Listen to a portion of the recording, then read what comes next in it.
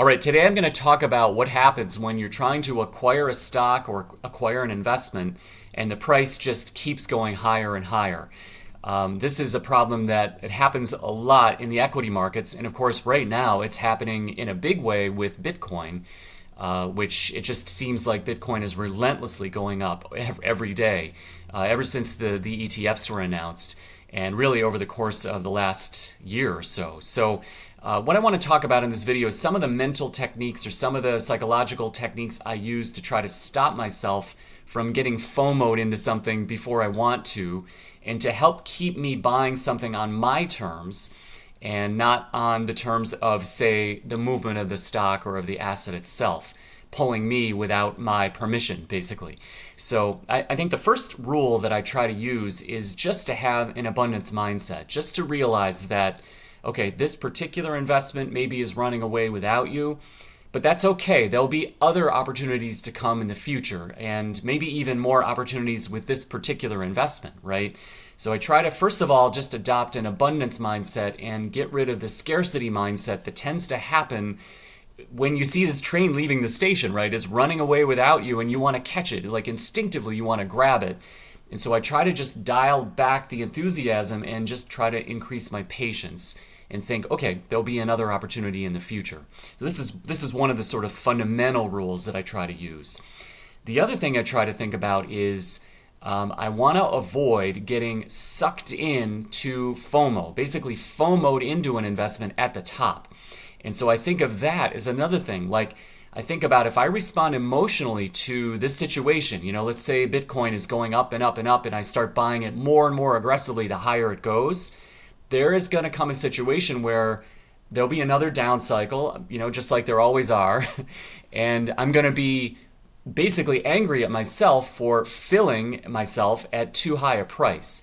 And so I think about, okay, let's dial back the FOMO. Again, it's dialing back the emotion and just recognizing that, okay, so maybe you missed it this cycle, maybe you missed this investment even, and that's okay, there'll be another one. But the whole point is to not be in a situation where you're buying it all at the top, right?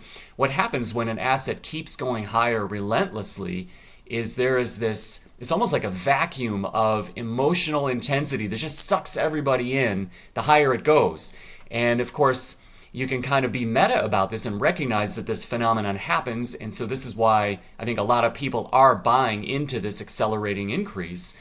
But what I try to do is just dial it back, recognize that there's FOMO happening, and just sort of use that as a cue. Even though my brain and my psychology wants me to buy, wants me to get enthusiastic along with everyone else in the herd, I try to take that as a contra signal and try to avoid herd-like behavior.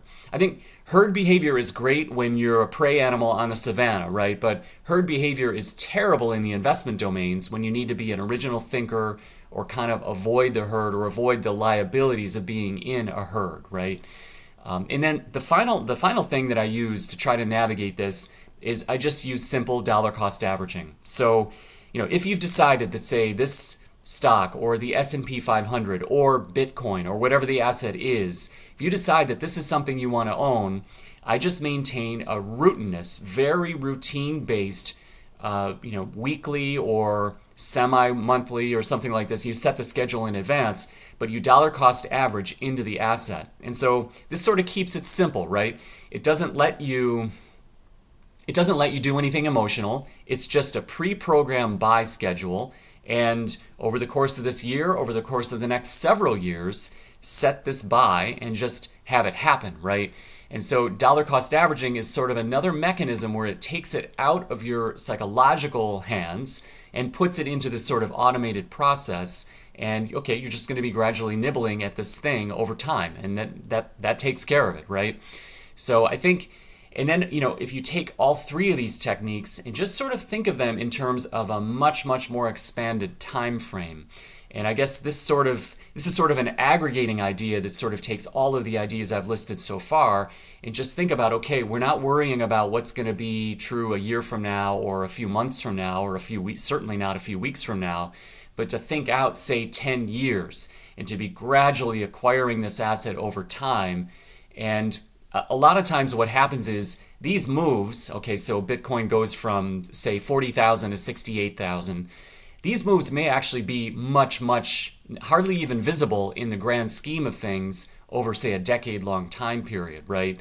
And so you try to think in those terms. You sort of dial back the time horizon and then set the dollar cost averaging process in place.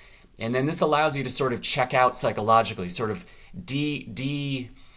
de-emphasize the psychological forces that can cause you to take action. So these are basically the techniques that I use. I'd love to hear if viewers have any other ideas that they'd add to this collection of sort of non-FOMO forces. But basically that's how I try to navigate it. And as always, I hope these videos help.